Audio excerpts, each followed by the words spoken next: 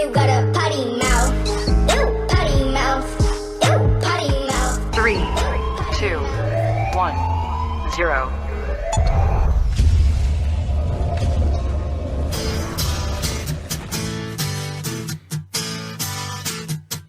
Say hi, Marv. Hi, Marv. Hey, you. Say hi, Denver. You. Come here for a minute. I want to talk to you.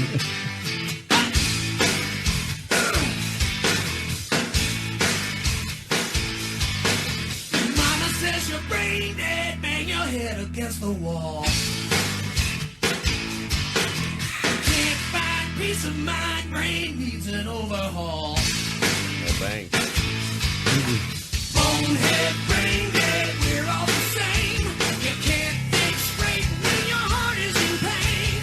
Turn around, hit the ground, time to lay a burden down. The views expressed on this broadcast of the Take 12 Recovery Radio Show are those of the co-host and guest and do not necessarily reflect those of our affiliates. Did it? Yeah. The topics and opinions on today's show should not be considered as medical, psychological, or professional advice. Take 12 Radio is not affiliated with any particular 12-step fellowship. And now, here's your host, The man, the myth, the legend. the Monty Man. I'm telling you the truth, man, I ain't gonna lie to you. Hack, hack, hack. Sneeze, sneeze, sneeze. Good guys, bad boys, we're all the same. Saved by grace. Is the name of the game. Turn around, hit the ground. Time to lay your burden down. Well, welcome to the Take 12 Recovery Radio Show. Achoo! Stop spreading that. Achoo! For all those out there who are suffering from bronchitis, sinus infections, head colds, the flu, sorry about that. And whiny attitudes. And whiny attitudes. Oh, my gosh. When I'm sick, I am just a mess. I am a whiner. Marv's here. Hi, Marv. Hey, good morning. Marv was not doing too well about a week and a half ago, right? Right. Yeah, not feeling too chipper. Denver, how's... He's smiling. That's what I like. Well, that's, yeah. He's smiling. I'm sure you look a lot better than you felt a while back. So he had a real good run of some nasty stuff going on with him. How about you, Denver? Have you been able to avoid it? You know what? I'm dodging it as fast as I can, but I may have a little touch of it. Yeah. I don't know how to deal with it. I'll just deal with it.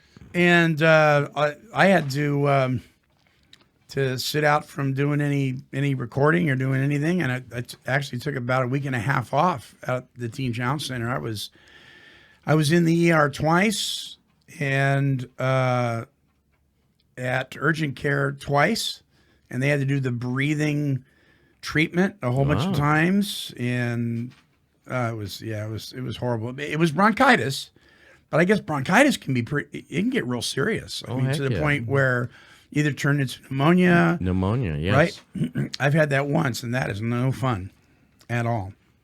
Talked to a guy that coughed so hard from bronchitis that he actually cracked a lung. I mean, cracked a rib, and it punctured a lung. Wow. I mean, that's pretty rough stuff. I didn't think the coughing would ever stop, nor the sneezing. All right. Tired of looking at you now. Okay. So we're back in the saddle, though. This week, the topic is recovery in the potty mouth. Huh. Yeah. Weird. Yeah. So what's the first thing that comes to your mind, Denver, when you hear potty mouth? Oh. Yeah. Oh. Yeah. Oh. Mm-hmm. Yeah. What about you, Marv? What's the first thing you think of when you hear potty mouth? Oh. I don't know. Oh. He said, I don't want to say. So we're going to be talking about that here in just a few minutes. I'm still not totally together. My brain, you know, when you kind of feel like you're in the fourth dimension? I do. And mine's coming, unfortunately. So yeah. Oh, dear me. Okay. Uh-oh. Stop right there, everybody. All right. Because it's time for the Monty Man's Weekly Whine. Yes. All you do is whine. That's right. All you do is whine. Absolutely. All you do is whine. Whine. Whining is all you do. Yeah, this is the part of the show where we get to whine about stuff that we really have no power over necessarily, and it really isn't, doesn't do any good to whine about it, but It doesn't behoove us. no, but why not, you know? And so we touched on this last year, but I had a lovely experience in the parking lot already this year. Usually it happens mid-November, more into December, when all the Christmas shopping stuff starts to roll in. But I don't understand when you're okay. So I got the handicap thing on my mirror hanging there, right? I've turned in. These fine folks get into their giant vehicle, and they see me. They're in the handicap spot. It's the only one that's going to be open for a while, obviously, because nobody else is around, but all the spaces are filled. And I'm thinking they're probably at some point going to back out. But no, he gets on his phone and he's obviously texting. He looks over at me again, right? And he gives me a big grin. And I give him a thumbs up, you know, waiting for the spot. He gets out of his truck. Remember kicking the tires when you thought maybe your tire was low? Yeah. He gets out, kicks all 4 tires, looks at me again, gets back in, and gets back on his phone. I don't get it. If somebody is waiting for a parking spot, pull over, and check your tires then. I mean... He got out and checked his tires. He doesn't like you. All right? That's the only thing I can conclude there. What is up with that? I don't... Yeah, that's kind of weird. But what it is, it speaks to the... I was going to say people are unaware of what's going on around them, but no, they're perfectly aware of what's going on around them. They just don't care. Some are, yeah. Yeah. Some aren't. I mean, I look at people... I guess some aren't. Yeah, I look at some people... I think there's a whole lot more I don't care going on than we realize. I think you're right. Thank you. I think you're right. And then I was on the way home, and I saw this kid. He was probably in his... 18, 19 years of age, somewhere in there. And he's on a skateboard, and he's texting while he's on a skateboard. He's not looking anywhere. A car almost runs into him. He goes across the street. He uses the crosswalk. That was amazing. He goes across the street, but you know how you have the little slopes for the wheelchairs on the corners of the sidewalks, right? Those are perfect for skateboarders. So he's going on the sidewalk. He goes down the little ramp. He goes across the street. Not one time does he look up. And this car slams on its brakes, right? Honks. He still doesn't look up. He just keeps going, texting on a skateboard.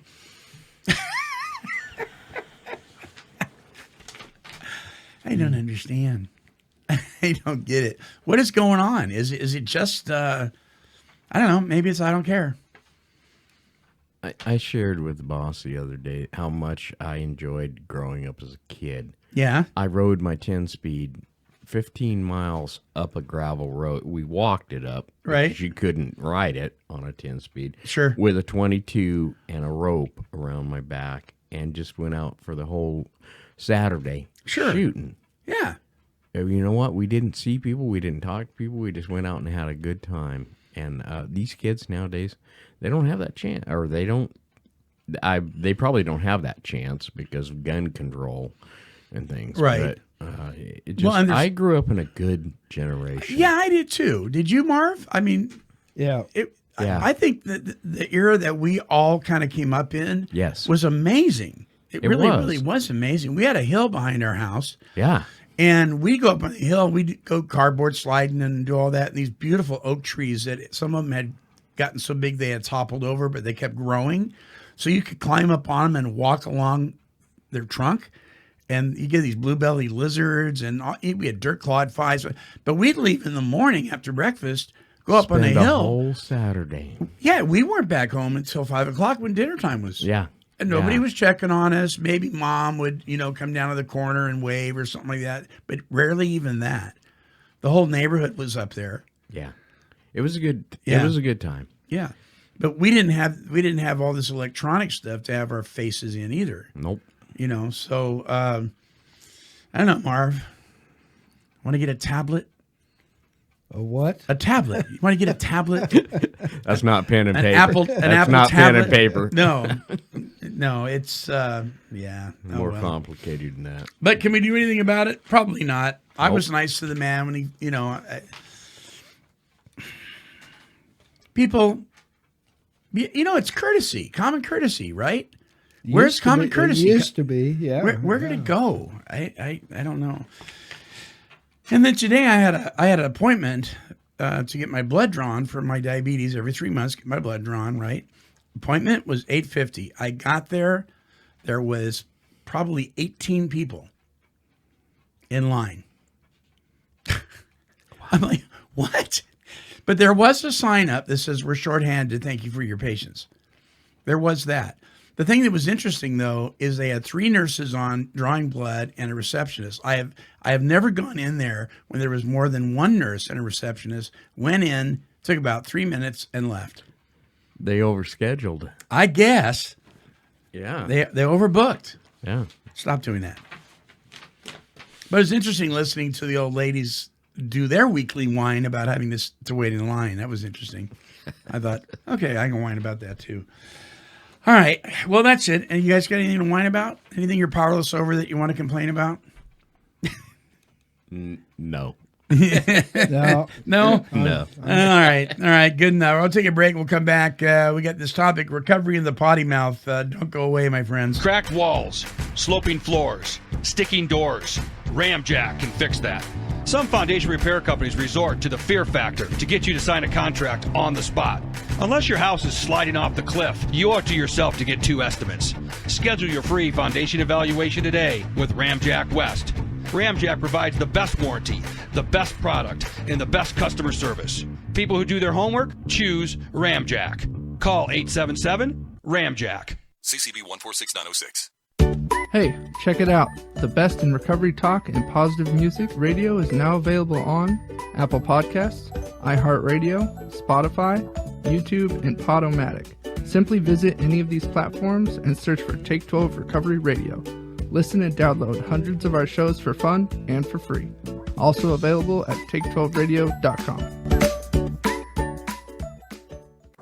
Too much God talk for you? Then you've tuned into the wrong station. This is Take 12 Recovery Radio.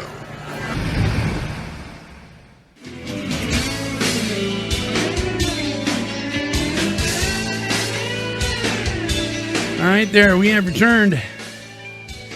You've tuned in to Take 12 Recovery Radio, broadcasting from the studios of KHLT Recovery Broadcasting on the outskirts of beautiful downtown Albany, Oregon. So the topic this week, recovery and the potty mouth. So I'm gonna read this little statement. But before I do that, I want to play this other statement that is followed by a question. Check it out. It seems today that all you see is violence in movies and sex on TV. But where are those good old-fashioned values on which we used to rely? That's my question. Where did you come up with that? Well, that is a little snippet from the theme song to an animated sitcom, Family Guy, called Family Guy. Yeah, probably the one of the least appropriate shows to reflect family values. Of course, the opening song is meant to be completely sarcastic because the sitcom is crude, rude, meaningless, and foul.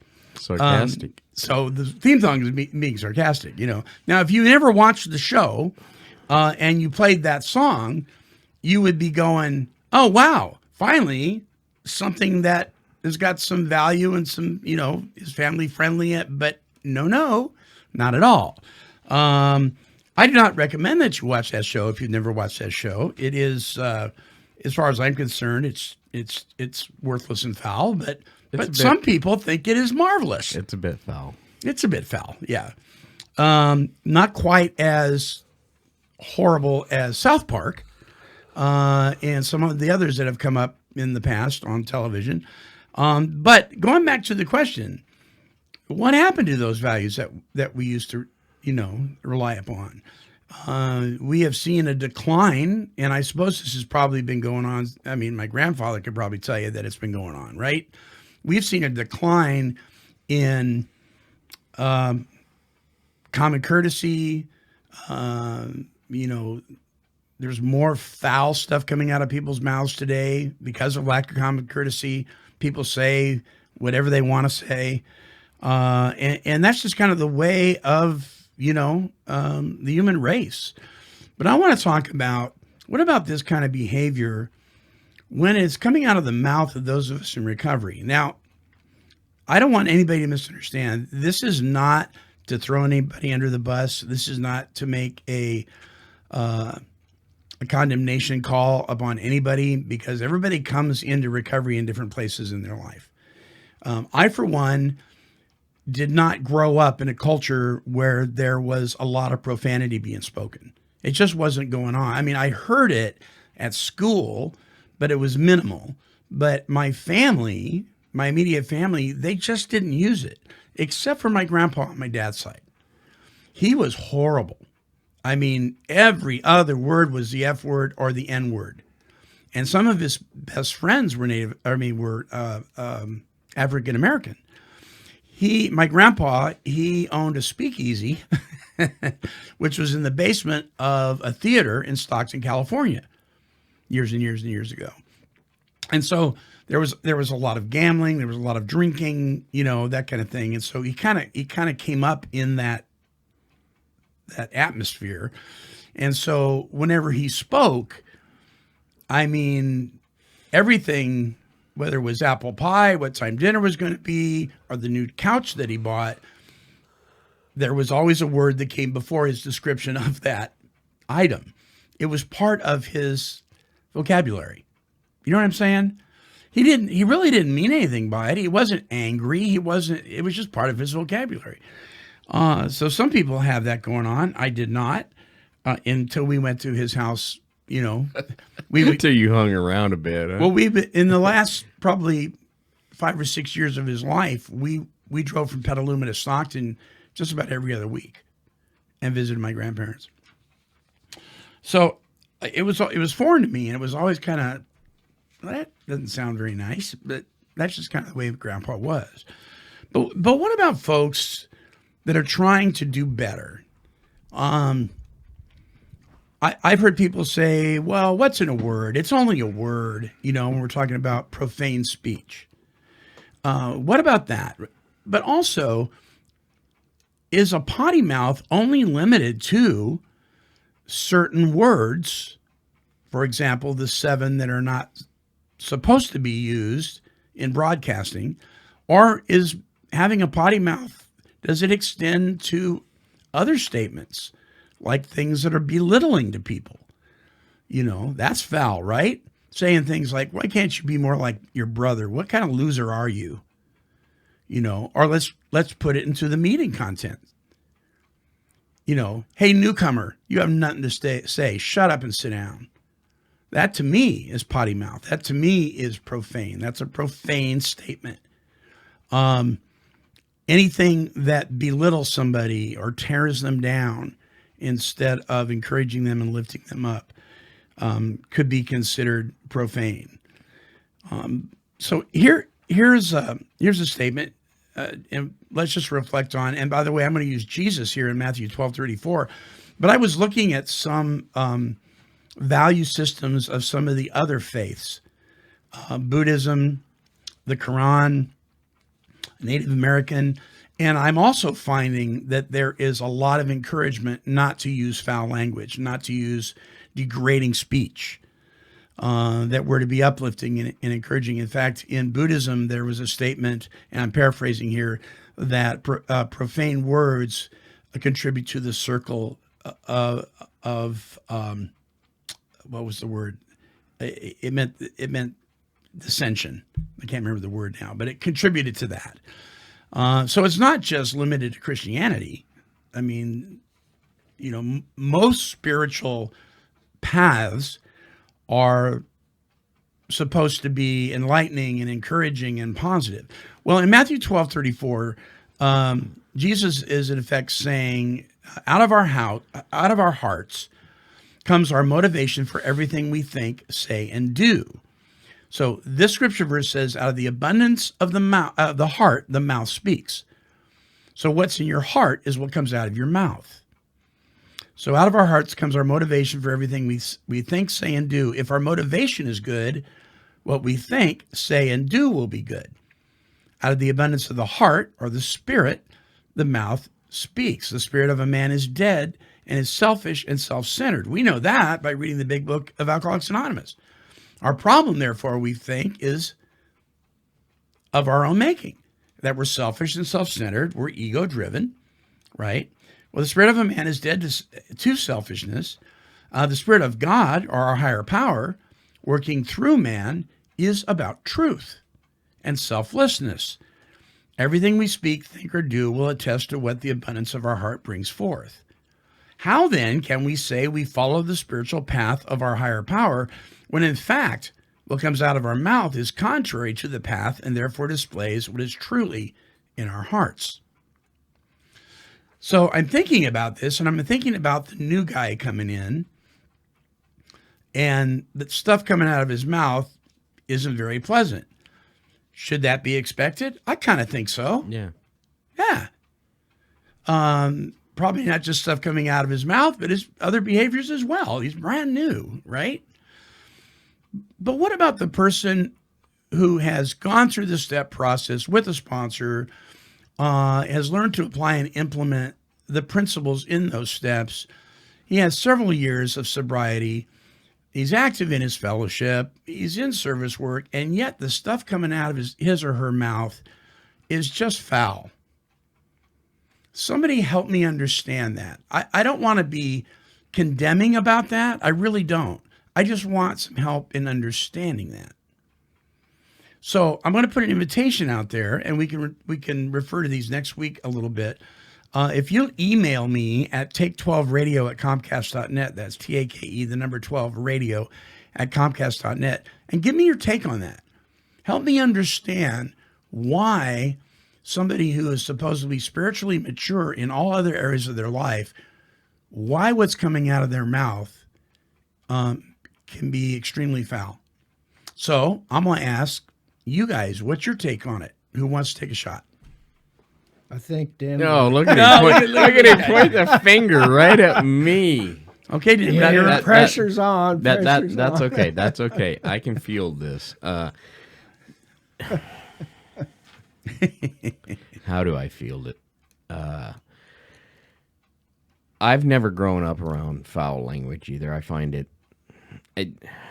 I never found it educated or anything of value. Right. You know, I mean, trust me, if I hit my finger with a hammer, there's liable to be a word. Oh, yeah, you're going to have a knee-jerk reaction that's going to come out verbally. There is something there. It's a shock factor or whatever it is. But where I'm at now in life is I listen to others in my living where I'm at. And if I'm around something, I start picking that lingo up.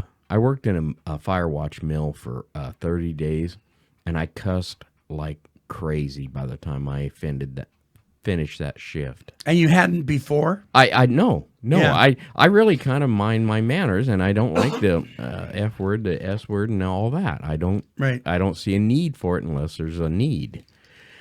But I was around that where they constantly barraged me with that. And I picked that up so quickly after 30 days even. You know? So I think for me, I surround myself now with people that don't do that. And it's better. It's really my walk, you know? So it's kind of an environmental thing. It really is. Right? Yeah, you can hang around that crowd that's going to use those words all the time to explain every other word they say is that. Sure. And you're going to pick it up. So I don't care to be around. I don't care to hear it. It doesn't benefit me any. Mm-hmm. It doesn't It doesn't pay off. So would you say, regardless of how spiritually fit you are, that because we're human, if we're around it enough, we might pick it up? We might pick it up. We're conditioned to, if you hear it, Sure. you're going to pick it up. All right. I mean, That's a the way good. it is. That's a good explanation. I try to stay away from it. Well, I know that if I'm around somebody who is constantly telling foul jokes, for instance, I may not appreciate that at first, but if I keep hanging around them, I'm going to start giggling. I'm going to start laughing. You know what I mean? We tolerate it. Yeah. And then, you're going, yeah, okay. And it's not anything I need to be around. I really don't. Yeah. Okay, Marv, your turn. Oh, man. Boom. This is actually a pretty hard topic. It is a hard topic. Because there has to be, in my thinking, there has to be some judgment call here. You know, and without condemnation, though, right? Well, or do we? Maybe. Okay. Maybe you get a little angry at them. Huh? I know for me, my own self, when I get worried, anxious, frustrated, or angry, or hurt, I'm liable to say anything. Sure. And I don't like it when I do that. I'm conscious of it. Right. But it is kind of like what Denver would say, just kind of, whoosh, there it is, Yeah. And I, too, really have to kind of scratch my head when I'm sitting in a meeting and these people come off with these high and lofty spiritual ideals in between blankety, blankety, blankety, blank. Yeah, right? And I just kind of, what? Yeah. This might sound a little bit silly, but years ago when I was in my 20s, for some reason or another, I heard this preacher talk about on the radio and it might have been Bill Gothard at Basic Youth Conflicts. Right. Talk about people listen to the radio, listen to the music and all that stuff because they don't want to think. They block that out. And so to this day, I very rarely listen to the radio. Okay. Now, that's an intentional thing that I do because, mainly because I ponder. I constantly. You have how do you say it? You have a propensity to ponder. Yeah. Pee-pee. Yeah. And that's wrong. Was that profane? Anyway, I don't know if that has anything to do with my outlook on cussing and profanity or not, but there's some things about human beings that don't change. And first of all have sinned and fall short of the glory of God. Right. We all have something. The heart is deceitful and wicked above all things. Our motivations, our reasons for doing things and stuff are basically an illusion or a lie based on what we're trying to cover up or conceal or I don't know. It's a deep subject. It is. Yeah. I don't know what else to say. It's challenging. It's challenging even to talk about. Well, when you said before the show started what the topic was going to be, I was thinking, geez, where are we going to go with this? Yeah. How do you?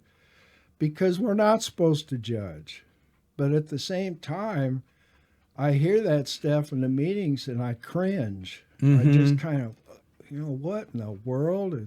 Are people thinking about? Yeah. It doesn't. I don't enjoy hearing it. It's not pleasurable to me. It's No. It's offensive to my sensibilities. Let's put it that way. And it doesn't matter who says it, the sound of it, not the person. Let me be very clear here. I want to separate the person from the actual sound of the words.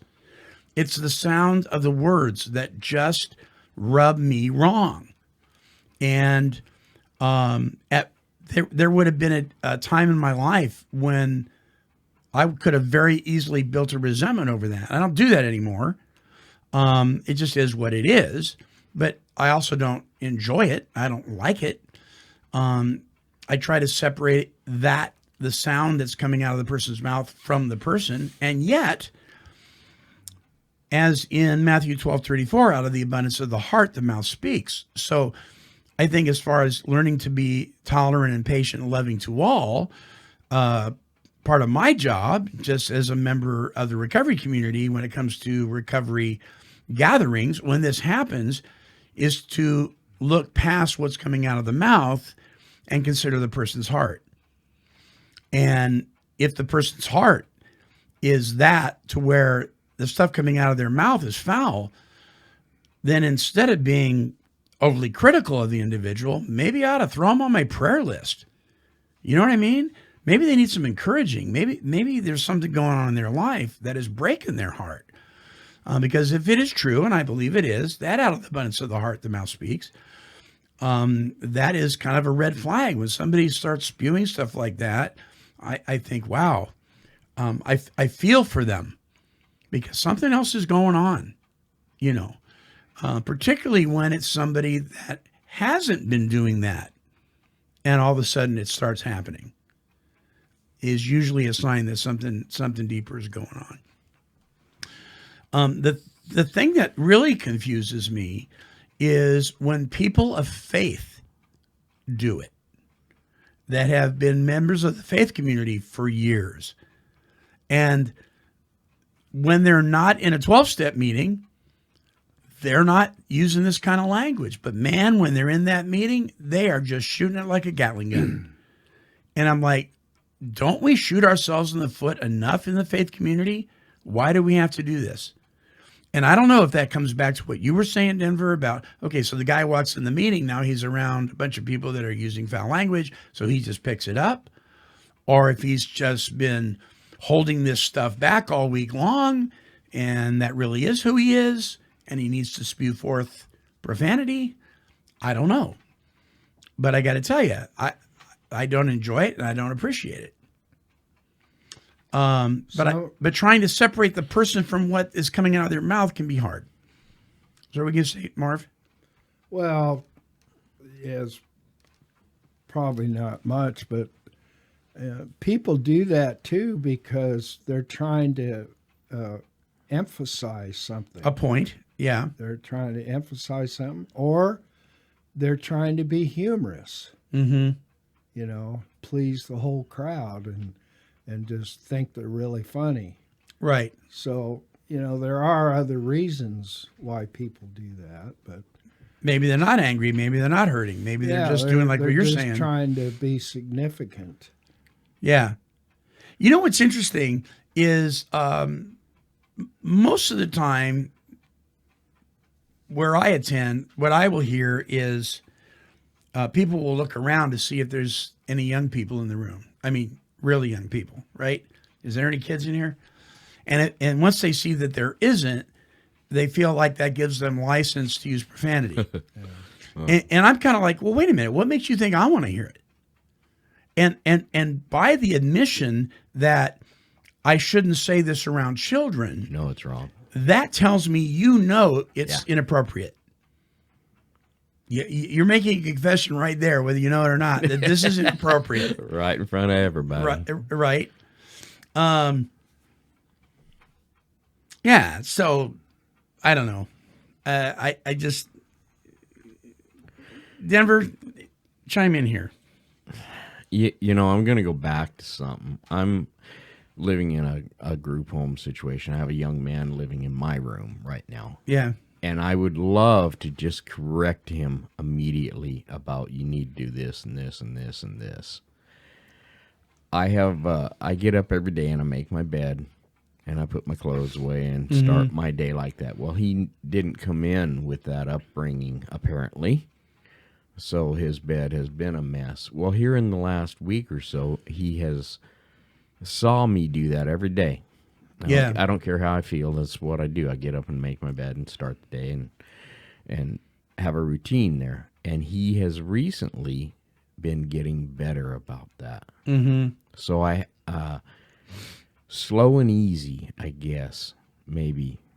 Sure. With the profanity or whatever, you know. Whatever it is. Don't force Bulldozer. it down. Yeah, don't force it down their throat about you can't do that. Yeah. If you live and, you know, you live that way, people see it and they see that it's good. You're happy. You get up every day and they start to pick that up. Yeah. So I suppose that's learning me too. Sure. You know, I used to really want to, what'd you say, bulldoze? Bulldoze them? Yeah. Yeah. I really used to like to be that way. And you need to get this right. It doesn't work that way. Yeah. It doesn't work. that way. No, it doesn't work. Anytime you do that. So- Yeah. Yeah. It's a good lesson for me. Sometimes, and I've heard people, you know, adults, people that are 40, 50, 60 years of age who have, in every area of their life, I can see they've applied and implemented the principles in the 12 steps in recovery, and they're going to church, or they're going to synagogue, or their place of worship, and they're involved spiritually with some spiritual principles and so forth. And this stuff will come out almost to the point where it's like they're saying, "This is my right to do this." Mm-hmm. I know a radio talk show host that is a recovery radio host, and he does it with no scruples whatsoever. And this stuff just comes out of his mouth, and it's like, why? I mean, but it's almost like, you know, gosh darn it, I'm going to do it because I can do it. And if you don't like, if you're offended by what's coming out of my mouth, that's your problem, not mine. And I don't think that's being sensitive, you know, as somebody who's a mature person, that's not being sensitive to other people's sensibilities at all. You look like you're going to say something. That's a rebellious spirit. Yeah, a rebellious spirit. It Rebellious really heart. is. I don't know how to explain it any better. Yeah. So what about euphemisms? Let's switch gears for a minute. So you guys know what a euphemism is? I can't Okay. spell it. I can't remember it. All right. So a euphemism is if I say a word that sounds close to the word that I mean in my heart, but I don't want that coming out of my mouth. So I say the replacement word instead.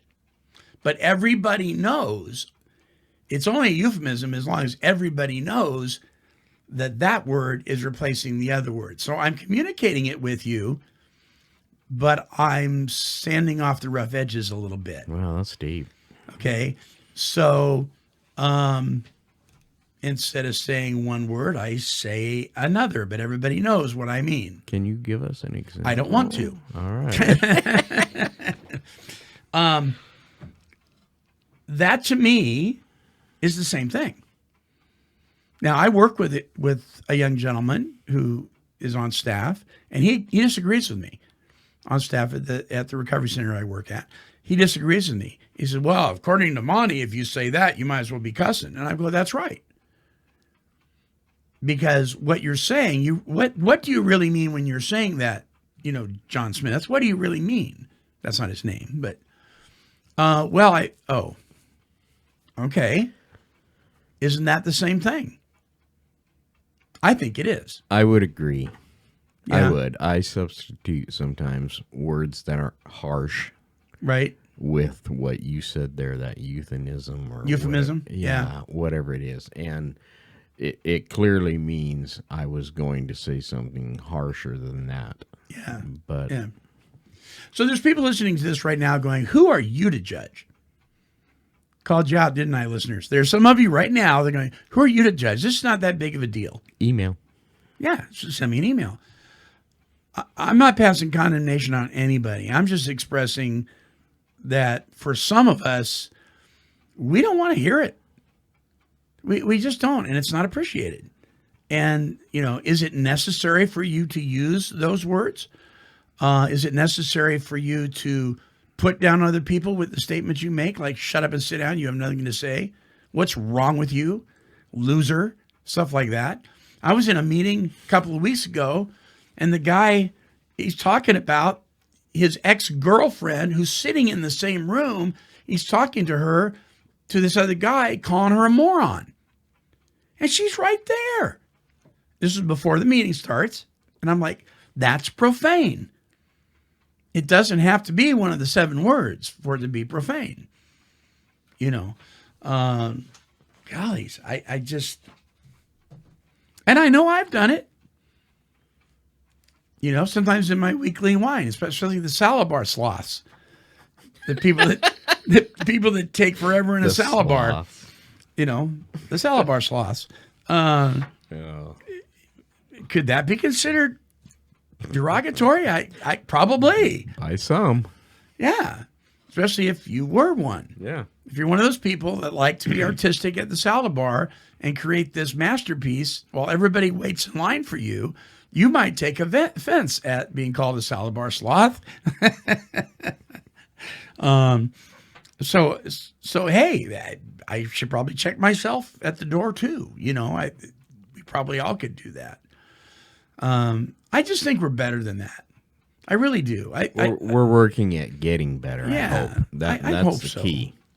Yeah, working at getting better. Right.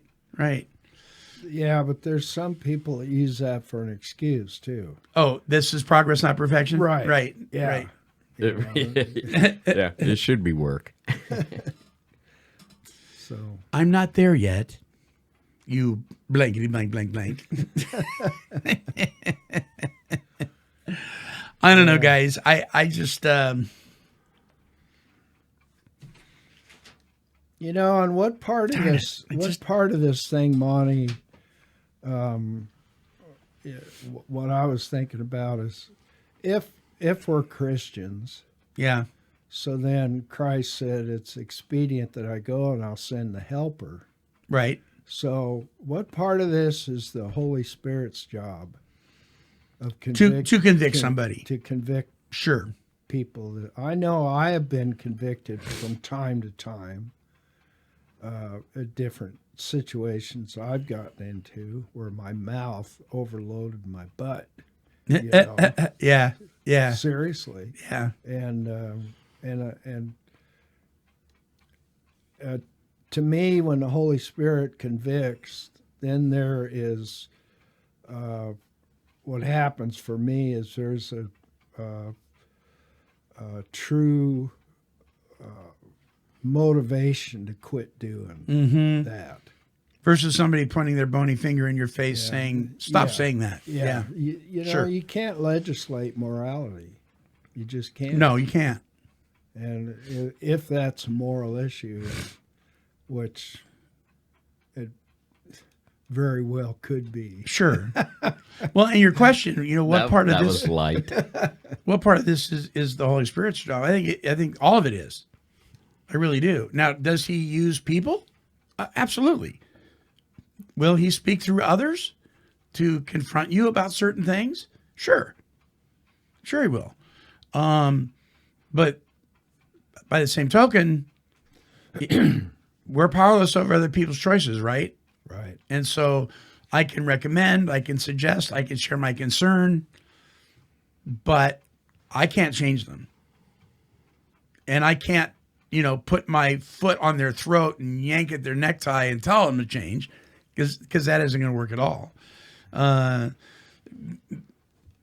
then again, especially people of faith, particularly within Christendom, we are called biblically to hold each other accountable.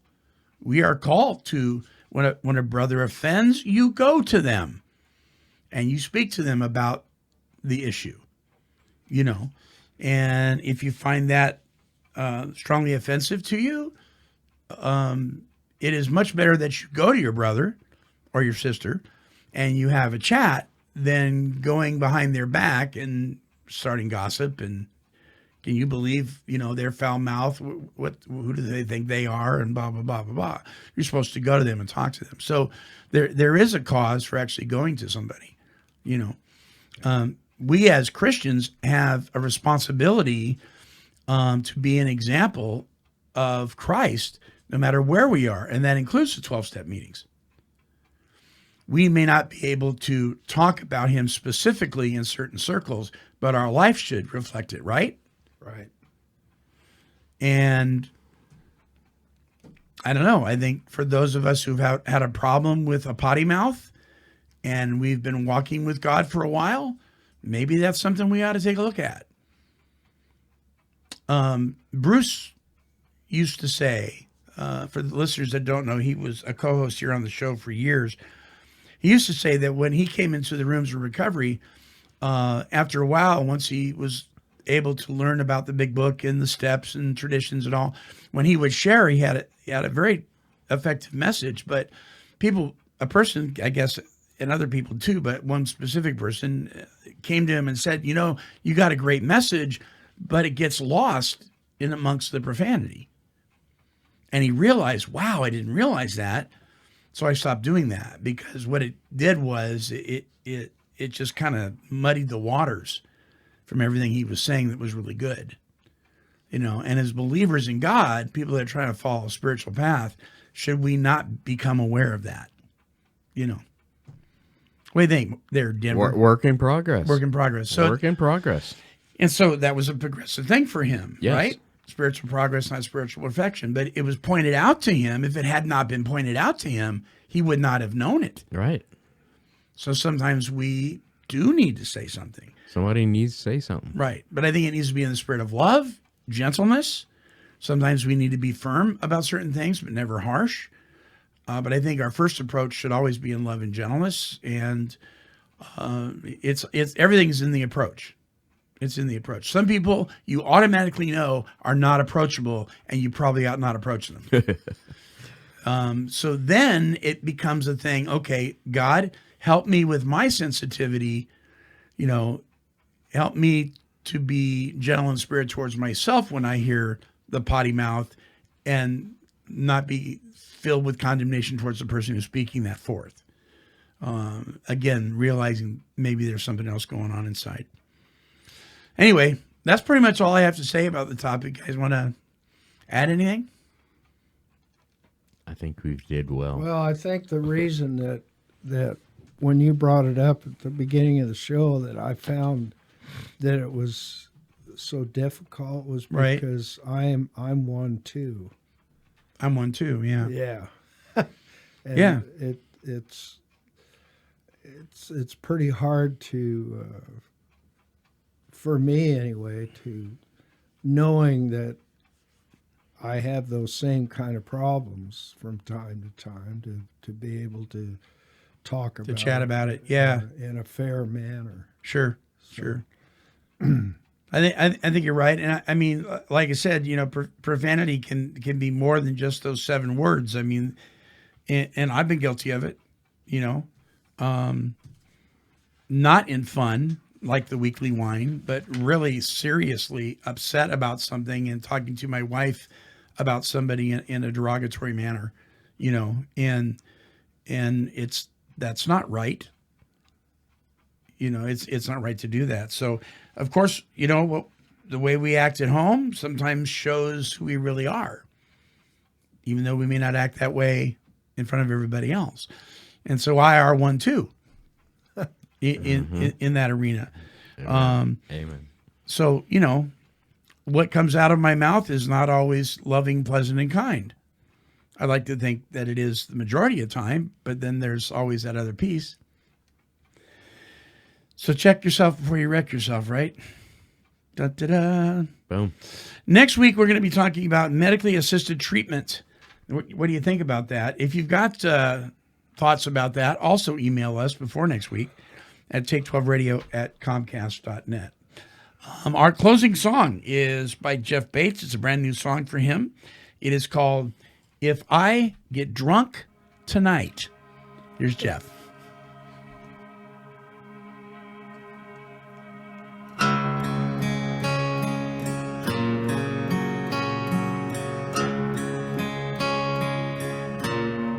If I get drunk tonight, will your memory leave? Never come back like you left me. Will I stop hurting? Or does the whiskey just lie? I'll know tomorrow if I get drunk tonight. I threw away my wedding band, hunted it down and put it back on my hand. I burned your pictures, every one I could find. Wish I could build a fire and let it burn in my mind. So if I get drunk tonight, will I find relief? Will I close my eyes and finally get sleep? Will I stop hurting? Or does the whiskey just lie? I'll know tomorrow if I get drunk tonight.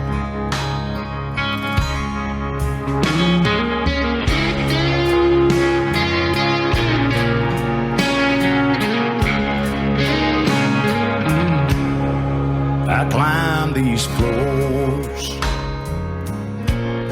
and I've walked these walls, slam down the phone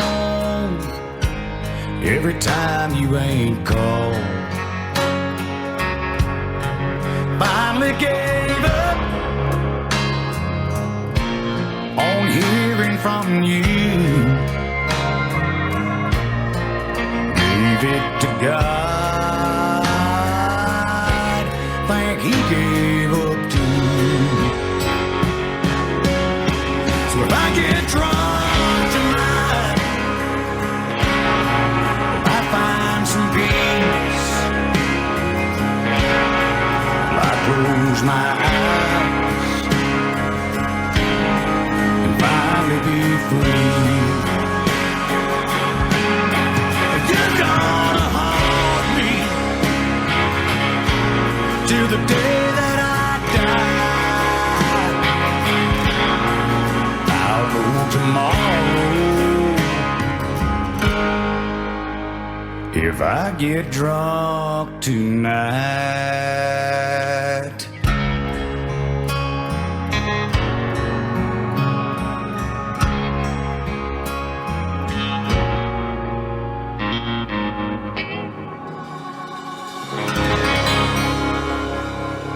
And that is the country recovery sounds of Mr. Jeff Bates. For more of his music and to visit his website, visit jeffbates.com. Hey, listen, I've got a question for you. What's coming out of your mouth? Really? I mean, I know we're all a work in progress, but what is the abundance of your heart? What is in your spirit? Sometimes what comes out of our mouth can be a clear indication of what's going on deeper inside. Something to think about. Until our next broadcast, this is the Monty Man, along with the Take 12 Recovery Radio family, and we are wishing God's perfect serenity for you. Bye-bye now. Good guys, bad boys, we're all the same. Saved by grace is the name of the game. Turn around, hit the ground, time to lay a burden down. This has been a broadcast of KHLT Recovery Broadcasting. Cause she's a super cat, she's super kitty, meow. Here, kitty, kitty, kitty, kitty. Meow.